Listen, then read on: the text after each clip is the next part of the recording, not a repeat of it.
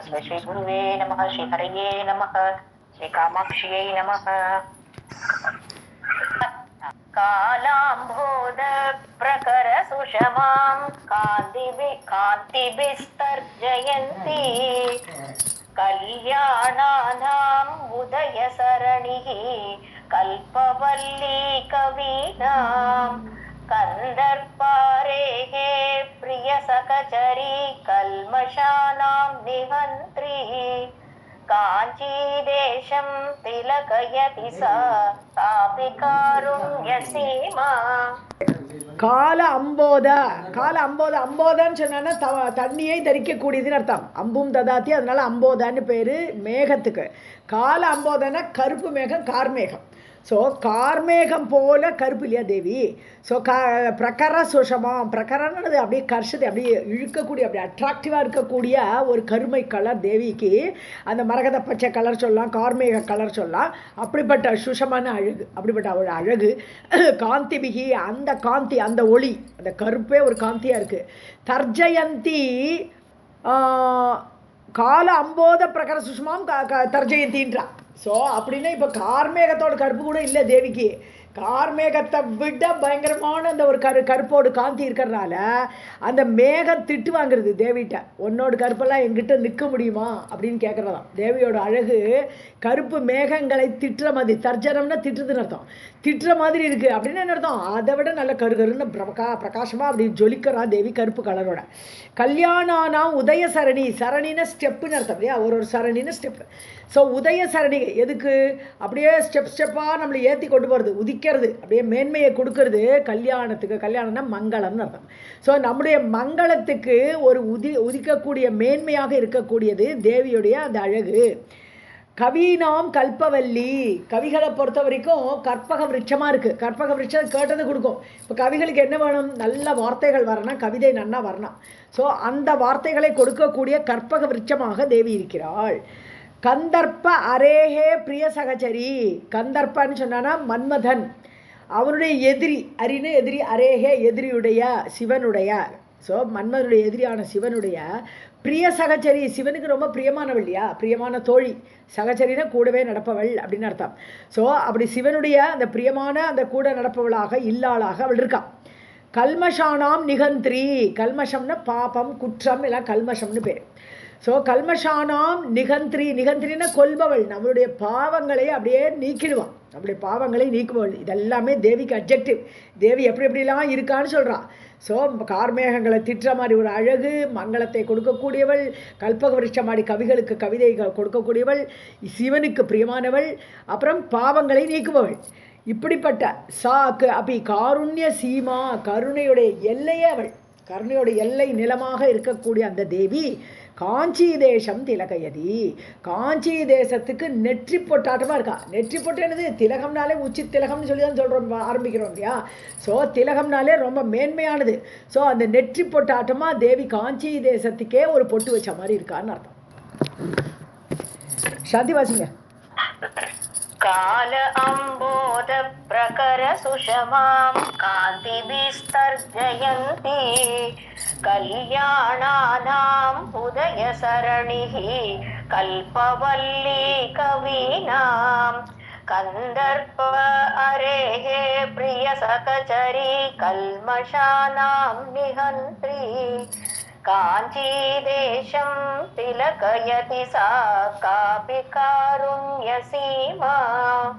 ऊरीकुर्वन् उरसिजतटे चातुरीं भूतराणां पातोजानां नयनयुगले पारिपन्त्यं वितन्वन् कम्पातीरे विहरति रुचा मोघयन् मेघशैलीं गोकद्वेषं शिरसि कलयन् कोऽपि विद्या विशेषः. ஸோ பூதராணம், பூத்தராணம் வச்சுடுவாங்க. பூதராணம் நாலாவது தான் அது. பூதராணம், பூதரன்னா பூமியை தரிக்கக்கூடியது மலைகள். ஸோ மலைகள் இருக்கிறதுனால தான் பூமி சுழலறது நமக்கு தெரிய மாட்டேங்கிறது. பூமி மலைகளை தரிக்கிறது இல்லை, மலைகள் பூமியை தரிக்கிறது. இந்த மலைகள் அப்படி ஸ்ட்ராங்காக அங்கங்கே இருக்கிறதுனால பூமி சுற்றிகிட்டே இருக்குது. தன்னையும் சுற்றுறது, சூரியனையும் சுற்றிட்டு இருக்கு. அப்போ நமக்கு தெரிய மாட்டேங்கிறது. பூமி சுற்றிட்டு இருக்க நிலையாக இருக்கிறது இது இருக்குன்னு நினச்சிட்டு இருக்கோம். நம்ம நிலையாக இருக்கிறது தெரிய காரணம் என்னென்னா மலைகள். ஸோ அதனால மலைகளுக்கு பூதரா, பூமியை தரிக்கக்கூடியது, தாங்கக்கூடியதுன்னு அர்த்தம். ஸோ மலைகளுடைய சாதுரியம் என்ன, மலைகளுடைய சாதுரியம் என்னது, அதனுடைய சிறப்பு என்னதுன்னு பார்த்தா மலைகள் ஸ்ட்ரென்த்து, மலைகள் ஸ்ட்ராங்காக இருக்கும். அச்சலம்னே பேர், அசையாத்தது, அப்படி ஸ்ட்ராங்காக இருக்கக்கூடியது, ஹார்டாக இருக்கக்கூடியது, கடினமானது. அப்படிப்பட்ட அந்த சாதுரியத்தை உரசிஜ தட்டே, உரசுன நெஞ்சுன்னு அர்த்தம். உரசிஜ நெஞ்சில் முளைத்தது, நெஞ்சிலிருந்து பிறந்தது என்னது, ஸ்தனங்கள், மார்பகங்கள். தேவியுடைய அந்த மார்பகங்கள் ஊரி குர்வன், அதை அப்படியே எடுத்துக்கிறது, மலை மாதிரி ஹார்டாக இருக்குன்னு அர்த்தம். ஸ்தனங்கள் எல்லாம் மிகுந்த கடினமாக, தேவியுடைய ஸ்தனங்கள் மலை போல அப்படி சைஸ்லேயும் சரி, அதனுடைய கடினமான தன்மையிலையும் சரி, அப்படி அதை அசியூம் பண்ணி கொண்டிருக்கிறது தேவியுடைய ஸ்தனங்கள். பாதோஜானாம், பாத்தன தண்ணீர்னு அர்த்தம். பாத்தோஜான்னு சொன்னால் தண்ணீர்லேருந்து தோன்றக்கூடியது தாமரை. ஸோ பாத்தோஜானாம் நயன யுகளே, அதாவது கண்கள் ரெண்டு, யுகலம்னா ரெண்டு, நயன யுகளே, தேவியோட ரெண்டு கண்கள் என்ன பண்ணுறது, பாத்தோஜானாம் பாரிபந்தியம், பரிபந்தின்னு சொன்னால் கீதையில் பரிபந்தின்னு பார்க்குறோம். காமயேஷ குரோதயேஷ பரிபந்தினகன்னு வருது. நம்மளுடைய எதிரி, நம்முடைய காமம், நமக்குள்ளே இருக்கிற ஆசை, நமக்குள்ளே இருக்கிற குரோதம் நம்மளுக்கு எதிரின்னு பரிபந்தின்னு வருது அந்த வார்த்தை. இந்த வார்த்தைகள்லாம் நல்ல ஞாபகம் வச்சுக்கணும். ஸோ இங்கே என்ன ஆகுது, எதிரித்தன்மை.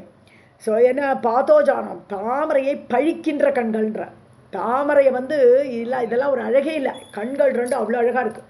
தாமரையை பழிக்கக்கூடிய, எதிரித்தனத்தை காட்டக்கூடிய கண்களாக விதன்வன் செய்து கொண்டு தேவியோட கண்கள் அவ்வளோ அழகாக இருக்குது. கம்பா தீரே, கம்பை நதிக்கரையில் அந்த காஞ்சிபுரத்தில் மேகசைலீம் மோகயன், மேகசைலினா மேக வரிசை, மேகங்கள் வரிசையாக எப்போவுமே மேகசைலி மலை மேலே நிறைய மேகங்கள் கூட்டமாக இருக்கும்.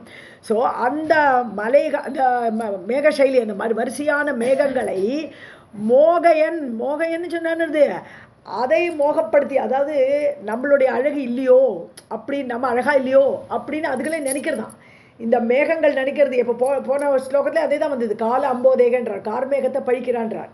இங்கே அதே தான், மேக கூட்டத்தை தானே வருந்துருது, ஐயோ நம்ம அழகாக இல்லையோ, நம்ம நல்லா இல்லையோ அப்படின்னு நினைக்கிறதான். அப்படி மோகப்படுத்தி கொண்டு அதை வேஸ்ட்டாக, மோகையன்னு மோகப்படுத்துறது, மோகையன்னு போட்டிருக்காரு 4வது காவறதுங்க. மோகையன்னு சொன்னால் வேஸ்ட் ஆக்குறதுன்னு அர்த்தம். ஸோ தான் அந்த ருச்சா, தன்னுடைய ஒளியால் இந்த மேகங்களுடைய ஒளியை வேஸ்ட் ஆக்கிடுறான்னு அர்த்தம், அதை பழிக்கிறான்னு அர்த்தம். ஸோ விகரதி, காஞ்சிபுரத்தில் நடக்கிறாள். ஸோ இந்த மேகம் ஒரு இடத்துல நிற்காது, அப்படி அலப்பாஞ்சுட்டே இருக்கும், ஒரு இடத்துல விட்டு ஒரு இடம் போயிட்டே இருக்கும். ஸோ அந்த மேக வரிசையை பழிக்கக்கூடிய அவளுடைய அந்த நடை, விகரத்தின விகாரம்னா நடை, அந்த நடை அழகால் அந்த மேக அழகை நீக்குகிறாள். கோக்கத்வேஷம், கோக்க மிதுனம்லாம் பார்த்துருக்கோம், எங்கள் சிவானந்த லகரியிலெல்லாம் வரும் கோக்க மிதுனம்னு எல்லாம் பார்க்குறோம். கோக்கன்னு சொன்னான சக்கரவாக பறவைகள், அந்த காலத்தில் 3 விதமான பறவைகள் சொல்கிறா இல்லையா, சக்கோர பட்சி, சாதக பட்சி, கோக்க பட்சி, 3 பட்சிகள் பிரமாதமாக இந்த இலக்கியங்கள்லாம் வரக்கூடிய 3 பட்சிகள் இவை. இதில் சக்கரவாக பறவைக்குள்ள ஒரு விசேஷம் என்னன்னா, அதுகளுக்கு ராத்திரி கண்ணு தெரியாது, பகலில் தான் அதுக்கு நன்னா, அதனால சூரியன் எப்படா வருவான்னு பார்த்துருக்கோம். சாதக பட்சி என்ன செய்யும், எப்படா சந்திரன் வருவான், அமிர்த கிரணம் கிடைக்கும், நம்ம அமிர்த கிரணத்தை தானே நம்ம குடிப்போம் அப்படின்னு சாதக பட்சி உட்காந்துருக்கோம் இல்லையா.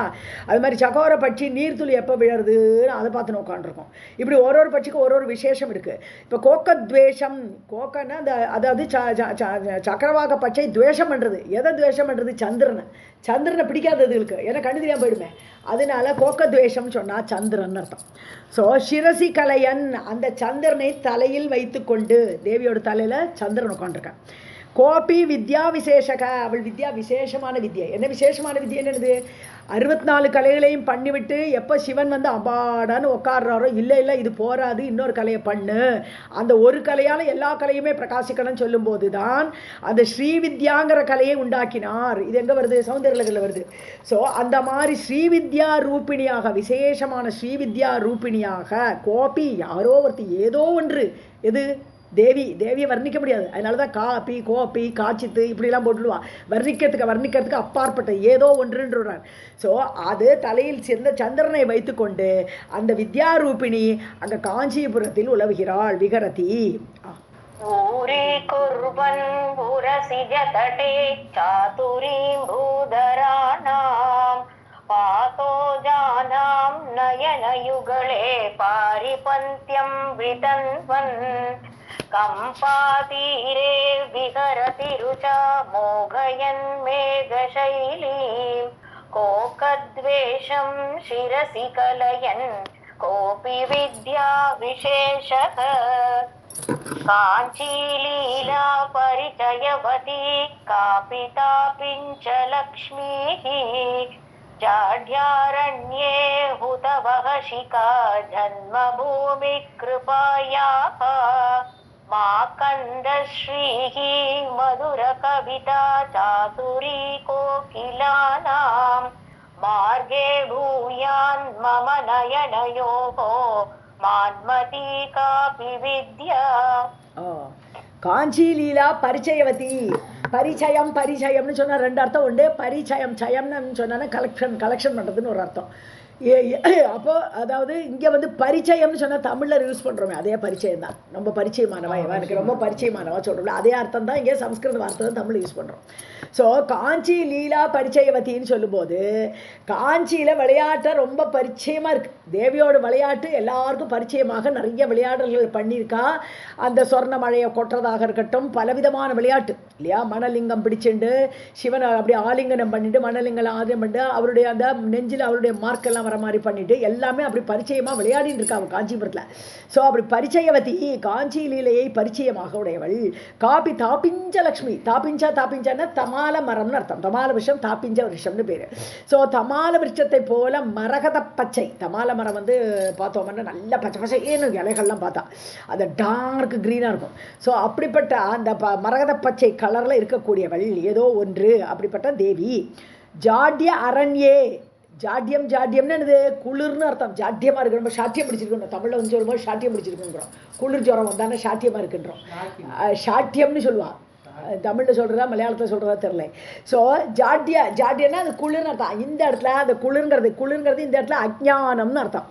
நமக்கு ஒன்றுமே தெரில, ஒன்றுமே பண்ண முடியலேன்னு தானே இருக்குது ஜாட்டியம் பிடிச்சிருக்குன்னு சொன்னால். அதே மாதிரி அஜ்ஞானத்தினால ஒன்றுமே பண்ண முடியாத இந்த ஜீவர்களை பார்த்து ஹுதவக ஷிகா. அவள் எப்படி இருக்கான்னு சொன்னால் அக்னி ஜுவாலையாக இருக்கா.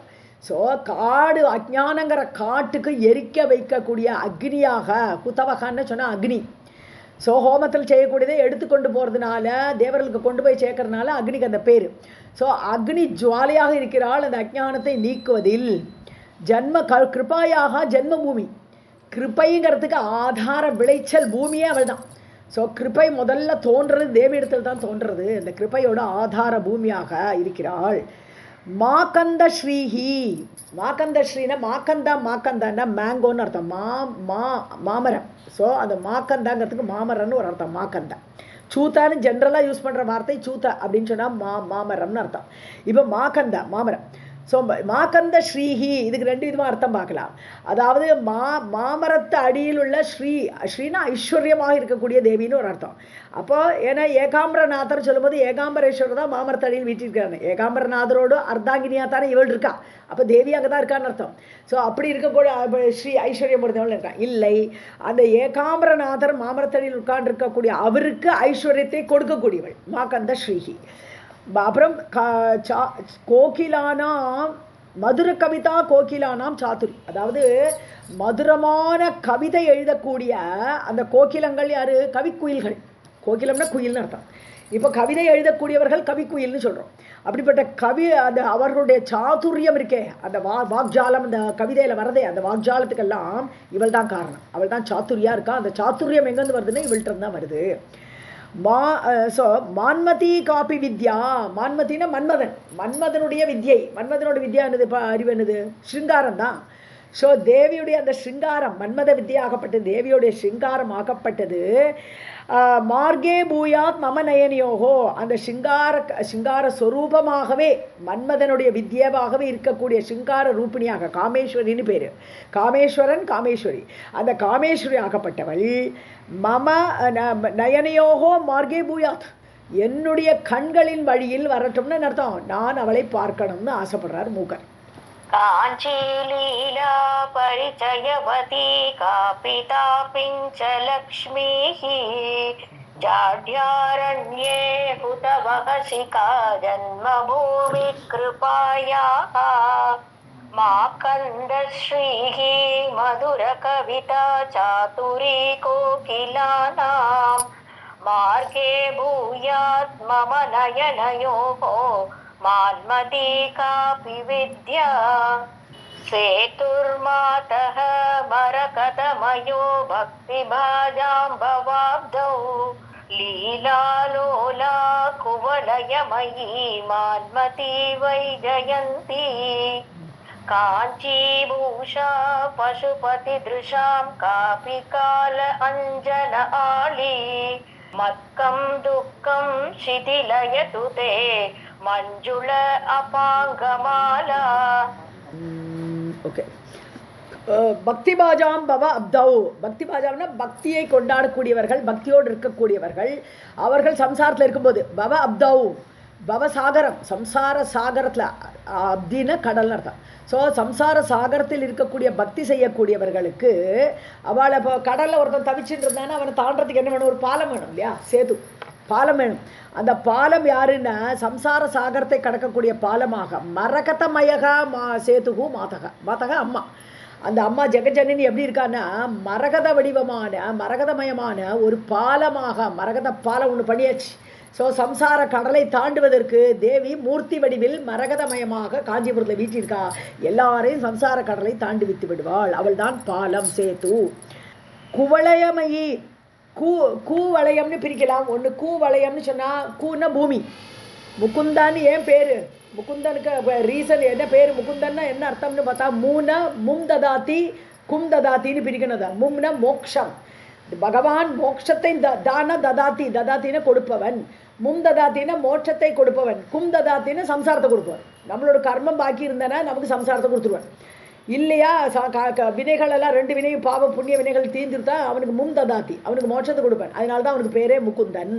ஸோ அந்த மாதிரி கூவளையம்னா இது பூமி வளையம், பூமி ரவுண்டாக இருக்கு இல்லையா? ஸோ அந்த பூமியில், அந்த பூமி போல் லீலாலோலா. ஸோ பூமியில் வந்து விளையாட்டு. தேவிக்கு வந்து லீலை. இது என்னது? நித்திய விபூதி, லீலா விபூதின்னு 2 உண்டு இல்லையா? அப்போ தேவி வந்து நித்திய விபூதியான நிர்குண வடிவமாக பூமிக்கே வரமாட்டான். சகுண வடிவமே கிடையாது. அது நித்திய விபூதி. இப்போ லீலா விபூதி எடுத்து காஞ்சிபுரத்தில் வந்து லோலோன்னு விளையாடின்னு இருக்கா அவள் பாட்டுக்கு. ஸோ அந்த பூமியில் இந்த மாதிரி குவளையமயி, பூமி மயமாகவே, அதாவது சக்கலமும் அவள் தான். பூமி மயம்னு விராட்ட ரூபமாக பூமியை தன் உடலிலே வைத்துக்கொண்டு அப்படி விளையாடின்னு இருக்காவ. இன்னொரு அர்த்தம் குவளையம்னு சொன்னால் அந்த இது நீல கலர் அல்லிப்பூ, குவளைய மலர். கூளைய மலர்னு தமிழ்லாம் வருது. அது நீல கலரில் இருக்கக்கூடிய அல்லி மலர், இல்லை குமுத மலர் சொல்லலாம். ஸோ அந்த மாதிரி அந்த பூ போல மான்மதி வைஜெயந்தி. ஸோ அந்த பூ போல அந்த பூமியில் வந்துட்டு குவளைய மலராக அப்படின்னு என்ன கலர்? தேவி டார்க் கலரோடு வந்திருக்கான்னு அர்த்தம். கூளைமயமாக இருக்கான்னு அர்த்தம். டார்க் கலராக அந்த கூளைய பூ போல டார்க்காக இருக்கக்கூடியவள் லீலாலோலா விளையாட்டாக இங்கே வந்திருக்கா. மான்மதி வைஜெயந்தி. மான்மதினா மன்மதனுடையான்னு அர்த்தம். மன்மதனுடைய வெற்றி கொடியே அவள் தான். சிங்காரம் மன்மதன் பண்ணுறான்னு காரணம் யார்? பின்னாடி ஆதார ரூபிணியாக இருக்கக்கூடியவள் தேவி. அதனால அவளுடைய வெற்றி கொடியை நாட்டுறது யாருன்னா தேவி. ஸோ அந்த மன்மதனுடைய வெற்றி கொடியாக இருக்கக்கூடியவள் காஞ்சி பூஷா. பூஷான காஞ்சிக்கே அலங்காரம், ஆபூஷணம், காஞ்சிக்கே அலங்காரம். பசுபதி திருஷாம் கால அஞ்சன ஆளி.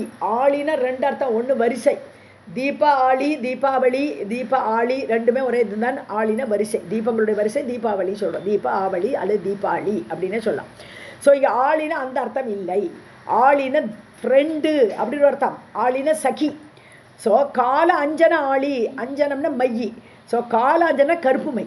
ஸோ தேவி பசுபதி திருஷா, பசுபதி ஆகப்பட்ட சிவனுடைய கண்களுக்கு இவள் மையாக இருக்கக்கூடிய தோழி. மை என்ன பண்ண அப்படி ஈஷிக்கும். ஈஷிக்கிறதுன்னு அது ஸ்னேகம் ஜாஸ்தி. ஸோ ஸ்னேகத்தினால அப்படி அவளுடைய கண்கள் வந்து அப்படி ஈஷிக்கிறதா. இந்த கண்மை போல அப்படி ஈஷிக்கக்கூடிய தோழியாக இருக்கிறாள் தேவி. காப்பி வர்ணிக்க முடியாத அந்த தேவி. தே மஞ்சுள அபாங்கமாலா. அப்படிப்பட்ட உன்னை மஞ்சுளமானது மோகனமான அழகான அபாங்கமாலா கடைக்கண் பார்வைகள் கடாட்சங்களாகப்பட்டது. மத்கம் துக்கம் சிதிலயதோன்னு சொல்கிறார். மூக்கரன் சொல்கிறார், என்னுடைய துக்கம், மத்கம்னா என்னுடைய துக்கம், என்னுடைய துக்கங்களை எல்லாம் சிதிலயது சிதிலம் பண்ணட்டும், அப்படியே உடச்சுடட்டும், நீக்கி விடட்டும். ஸோ உன்னுடைய பார்வை என்னுடைய துக்கத்தை எல்லாம் நீக்குவதாக இருக்கட்டும்ங்கிறார் இங்கே மூக்கர். सेतुर्मातः मरकतमयः भक्तिभाजां भवाब्दौ लीलालोला कुवलयमयी मान्मती वैजयन्ती काञ्चीभूषा पशुपतिदृशां कापि काल अञ्जनहाली मत्कं दुःखं शिथिलयतु ते मञ्जुल अपाङ्गमाला। श्रीकामाक्षी नमः। साक्षात् परं ब्रह्म तस्मै श्री गुरुवे नमः। श्रीहरये नमः। श्रीकामाक्ष्यै नमः। व्यावृण्वानाः कुवलयदलप्रक्रिया वैरमुद्रां व्याकुर्वाणा मनसिज महाराज साम्राज्यलक्ष्मीं काञ्चीलीला विकृतिरसिके काङ्क्षितं न प्रियासुः बन्धच्छेदे तव नियमिनां பத்ததீக்ஷா கடாக்ஷாக. கடாட்சங்கள் உன்னுடைய அந்த கடைக்கண் பார்வையாகப்பட்டது. குவளையதள பிரக்ரியா, குவளையதளம்னு சொன்னா குவளைய மலர், குவளை பூக்கள் சொல்கிறோம் இல்லையா, நீலோத்பலம் சொல்லுவோம், அல்லது நீலத்தாமரைன்னு சொல்லுவோம், நீல அல்லி, எல்லாமே குவளையம் தான்.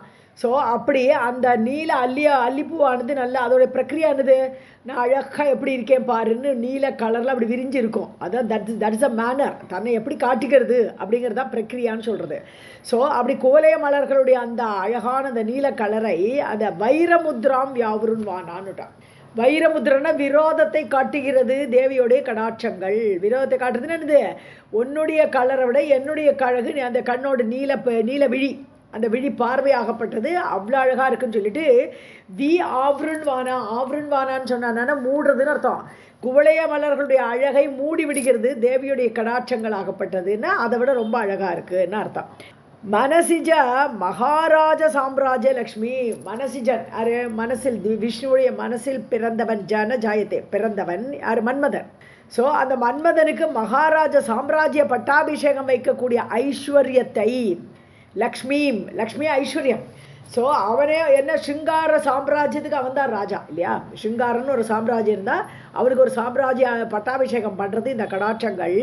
வியாக்குர்வானா அப்படின்னது நன்றாக விரித்து, ஆக்குர்வானான்னு சொன்னோன்னா நன்றாக விரித்து பரவி அவனுக்கு சிங்கார சாம்ராஜ்யத்தை ஏற்படுத்தி கொடுத்து அதுக்கு ராஜாவாக பட்டாபிஷேகம் பண்ணுறது இந்த கடாட்சங்கள். காஞ்சி லீலா விகிருத்தி ரசிக்கே, காஞ்சியில் விளையாடுறதே உன்னுடைய வழக்கமாக வைத்துக்கொண்டு. ஸோ தேவிக்கு லீலா விபூதி பண்ணுறதுக்கு காஞ்சிபுரம் ரொம்ப பிடிக்கிறது. அங்கே உட்காண்டிருக்காவ, அங்கே பலவிதமான லீலைகள் விகாரம் பண்ணி கொண்டிருக்காவள். ரசிக்கே, அவர் ரசிகத்தன்மையோடு இருக்காவள். காங்ஷிதம் நகா கிரியாசுகு, அதாவது நாங்கள் விரும்பியதே, நகன்னா எங்களுடைய, காங்ஷிதம்னா ஆகாங்ஷா விருப்பம், எங்களுடைய விருப்பங்களை நிறைவேற்றட்டும் அந்த கடாட்சங்கள், நாங்கள் வேண்டியதே எங்களுக்கு தரட்டும்.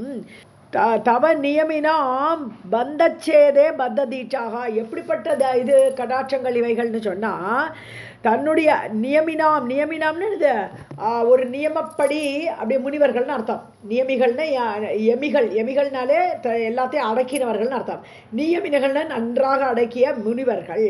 ஸோ அந்த முனிவர்களுடைய பந்தச்சேதே, பந்தம் பற்று, அந்த பற்றை சேதனம் பண்ணுறதுக்கு பார்வையாகப்பட்டது. அவளுக்கு எந்த விதமான பந்தமும் ஏற்படாமல் நேம நிஷ்டையோடு கூட இருக்கக்கூடியவர்களுடைய பந்தத்தை அறுப்பதாக பத்த தீட்சாக ஒரு தீட்சை எடுத்துட்டு இருக்கான். தேவியோட பார்வை ஒரு தீட்சை எடுத்துட்டு இருக்கு. என்ன தீட்சை, இவாளுக்கு பற்று என்பதை ஏற்படாமல் நான் செய்வேன் அப்படிங்கிற தீட்சையோடு இருக்கக்கூடிய அந்த பார்வை எங்களுடைய விருப்பங்களை நிறைவேற்றட்டும்னு சொல்றேன்.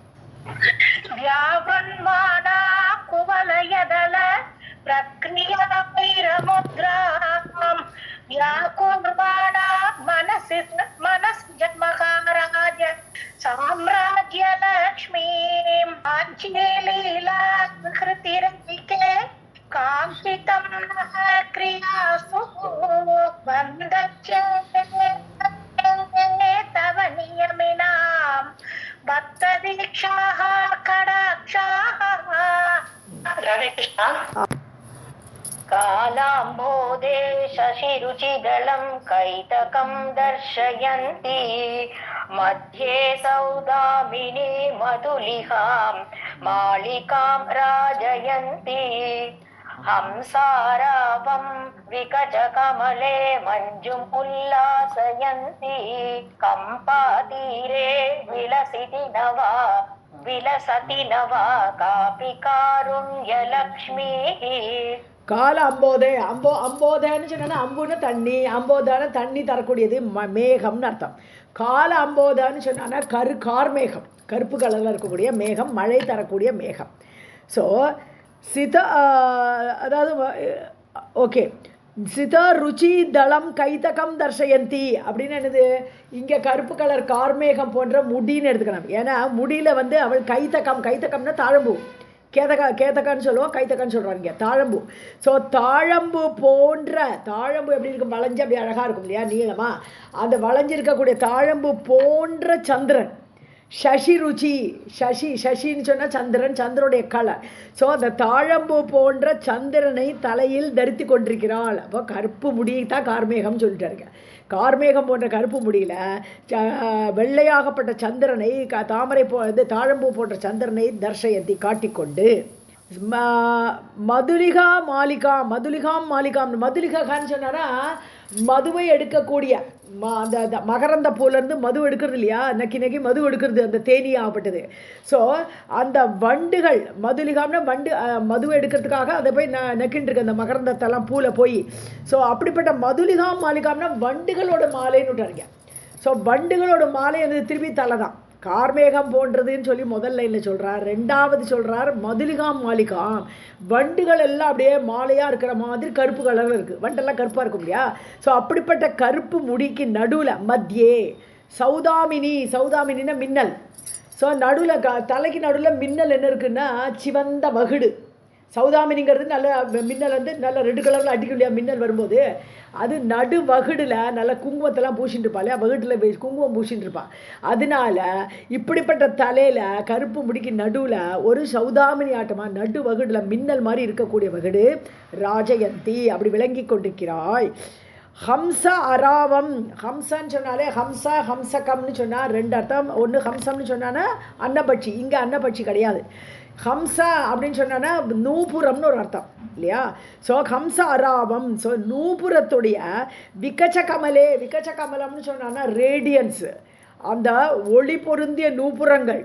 ஆக்சுவலாக கச்சான்கிற வார்த்தை வந்து தலைமுடியை தான் குறிக்கும் கச்சாங்கிறது.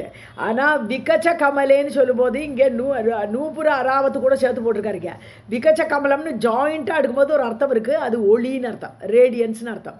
அப்படி பிரகாசமான நூபுரங்களை வைத்துக்கொண்டு மஞ்சும் உல்லாசயந்தி, அப்படி மஞ்சும்னு மஞ்சுளமான சவுண்டு, ஒரு அது அழகான ஒரு கிண்கிணிங்கிற ஒலியை எழுப்பிக் கொண்டு இருக்கக்கூடியவளாக உல்லாசயந்தின்னு தேவி நடந்துட்டு இருக்கா. அந்த கம்பா நதிக்கிறதுலையோ தேவியோட நடை அப்படி இருக்குது. தலைமுடியெல்லாம் பார்த்தானா ஒரு மின்னல் இருக்குது நடுவில், அப்படியே வண்டு போல தலைமுடி இருக்குது.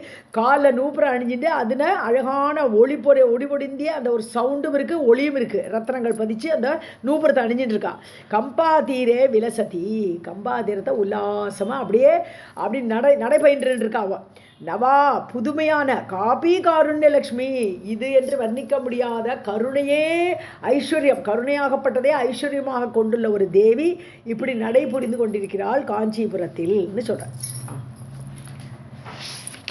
கால அம்போதே சசி ருச்சிதளம் கைதகம் தர்ஷயந்தி மத்தியே சௌதாமினி மதுலிகாம் மாலிகாம் ராஜயந்தி ஹம்ச அராவம் விகத கமலே மஞ்சும் உல்லாசயந்தி கம்பா தீரே விலசதி நவா காபி காருண்ய லக்ஷ்மீஹி.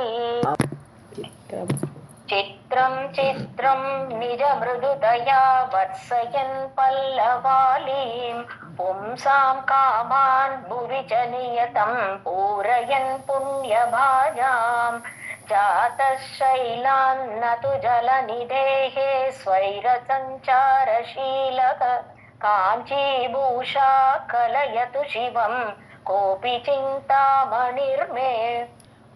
காஞ்சிபூஷா, காஞ்சி நகரத்திலே அலங்காரம், பூஷணம்னா ஆபரணம், அப்படி காஞ்சிக்கே அலங்காரமாக இருக்கக்கூடியவள். கோபி இன்னதுன்னு சொல்ல முடியாது அந்த காமாட்சி. சிந்தாமணிகி, மே சிந்தாமணி, எனக்கு சிந்தாமணி கல் போல இருக்கான்னு அர்த்தம். சிந்தாமணி கல் என்ன பண்ணுவோம், கேட்டதெல்லாம் கொடுக்கும். கல்பக விருஷம், சிந்தாமணி கல், இதுக்கெல்லாம் ஒரு கிரேட்னஸ் இருக்குது. நம்ம கேட்குறதெல்லாம் கொடுக்கக்கூடியதாக இருக்கக்கூடியது. ஸோ சிந்தாமணி கல் போல இருக்கக்கூடிய அந்த தேவி காஞ்சிபுரத்தில் இருந்துட்டு ஜாத்தக ஷைலாத். ஆனால் சிந்தாமணி கல் எங்கே பிறந்ததுன்னு சொன்னால், பார்க்கடலை கடையும் போது கிடச்ச கல் ஒரு சிந்தாமணி கல். ஆனால் இவள் ஒரு சிந்தாமணின்னு சொன்னான்னா, இவள் எங்கேருந்து கிடச்சா, மலையிலேருந்து கிடச்சிருக்கா. ஹிமவானுடைய மகளாக பிறந்திருக்கிறாள். ஜாத்தக ஷைலாத், ஷைலம் மலை, கைலாசா மவுண்டன்ஸ்லேருந்து ஹிமவானுடைய மகளாக கிடைச்சிருக்கா. அவள் சிந்தாமணி கிடச்சிருக்கா. அவள் மேனாதேவியோட மகளாக பிறக்கலை. தேவியெல்லாம் ஆவிர்பாவம் தான், தோன்றுவா. எங்கன்னு சங்கு வடிவத்தில் தோன்றாவா. மானசரோவர் லேக்குக்கிட்ட அவள் சங்கு வடிவத்தில் அப்படி தோன்றி அதை எடுத்துன்னு வந்தால் அப்படியே குழவையாக மாறி, அந்த குழவின குழந்தை அப்படி குழந்தையாக மாறி ஹிமவான் அந்த குழந்தைய வளர்க்குறாள். ஸோ அப்படி ஹிமாலயா மவுண்டன்ஸ்லேருந்து கிடைத்தவள். ந தூ ஜலநிதேகே, அவள் கடல்லேருந்து கிடைக்கலை. இந்த சிந்தாமணி ஆக்கப்பட்டவள் ஸ்வைர சஞ்சாரசீலக, அதாவது தன் இஷ்டமாக நடப்பாள். ஏன்னா அவள் சைத்தன்யம் மிகுந்தவள். தேவிக்கு சைத்தன்யம் இருக்குது, ஆனால் சிந்தாமணி கல்லுக்கு சைத்தன்யம் கிடையாது. அதுக்கு தானே பிரகாசிக்கிறதுக்கோ இல்லை தன்னுடைய இது ஜடத்தன்மை போக்குறதுக்கோ, கல்லுங்கிற தன்மையை மாற்றுறதுக்கோ அதுக்கு சாமர்த்தியம் கிடையாது. ஸோ அது கல். வேற தேவியாகப்பட்ட சிந்தாமணி எப்படி இருக்கா, சித்துங்கிற சித்ரூபிணியாக இருக்கா. அவள் சித்ஸ்வரூபியாக இருக்கா. நம்மளையெல்லாம் தூண்டி விடக்கூடிய அந்த சாமர்த்தியம் அவளுக்கு உண்டு. ஸோ ஸ்வைர சஞ்சார ஷீலக, தானே தன்னுடைய நடையை செய்யக்கூடியவள், ஜடவஸ்து அல்ல.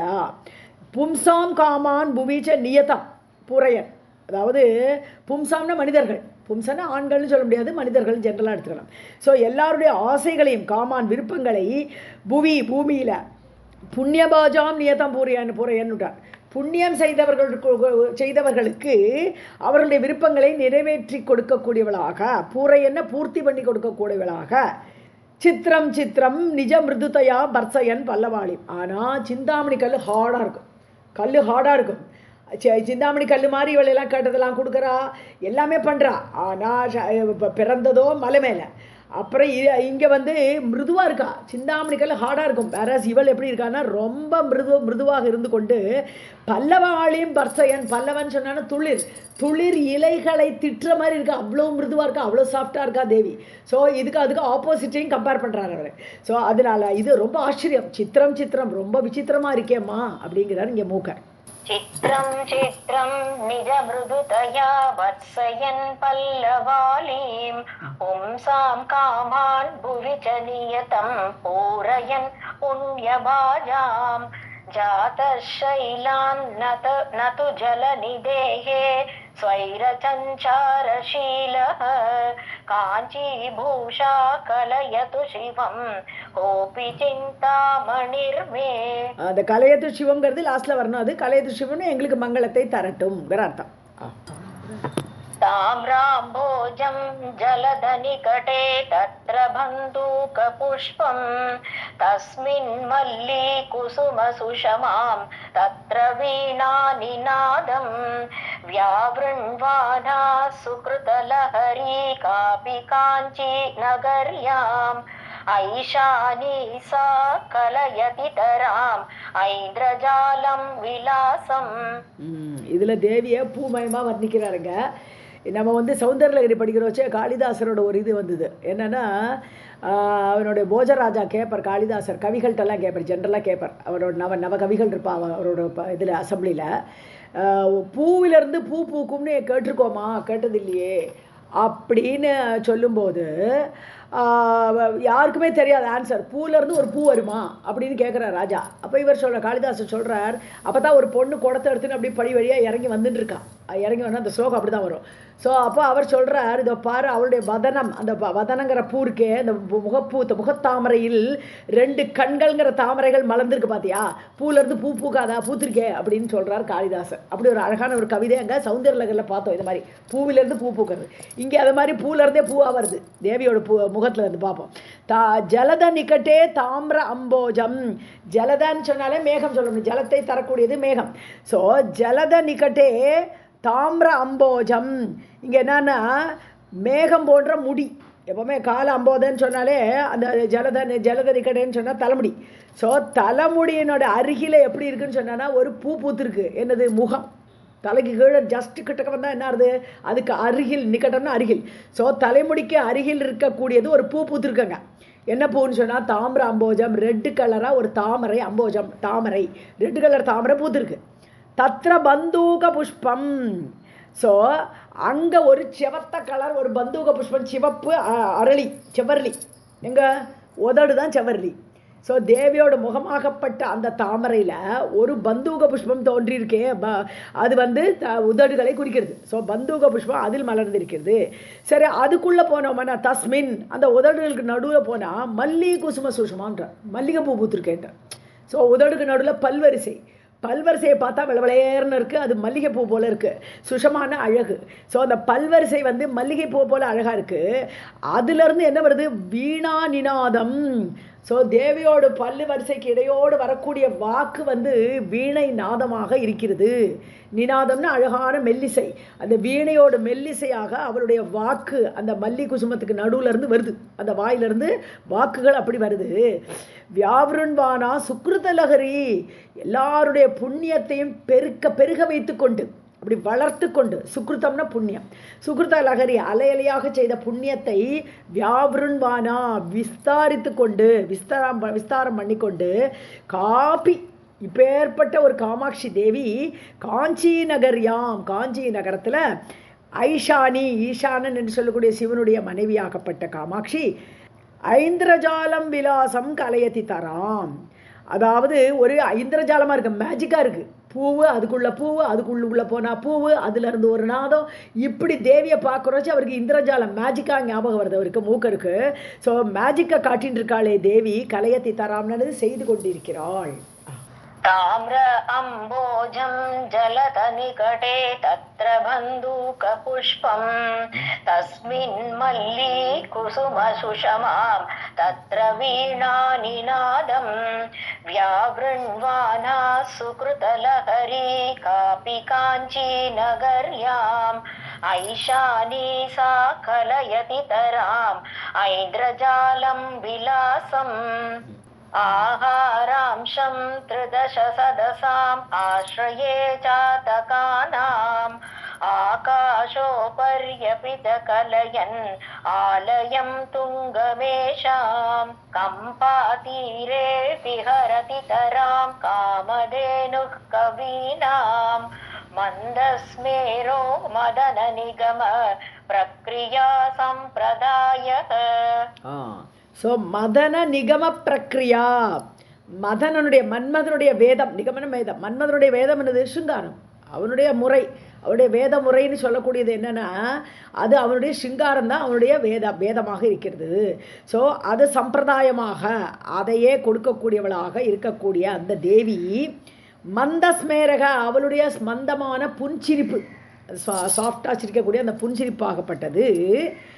திரிதச சதசாம் ஆகார அம்சம். திரிதச சதஸ்னா, திரிதசான்னு சொன்னால் தேவர். ஸோ தேவலோகத்தில் உள்ளவர்களுக்கு ஆகார அம்சமாக இருக்கிறது. தேவர்களுடைய ஆகாரம் என்னது, அமிர்தம். அமிர்தத்தான் தேவர்கள் சாப்பிடுவா.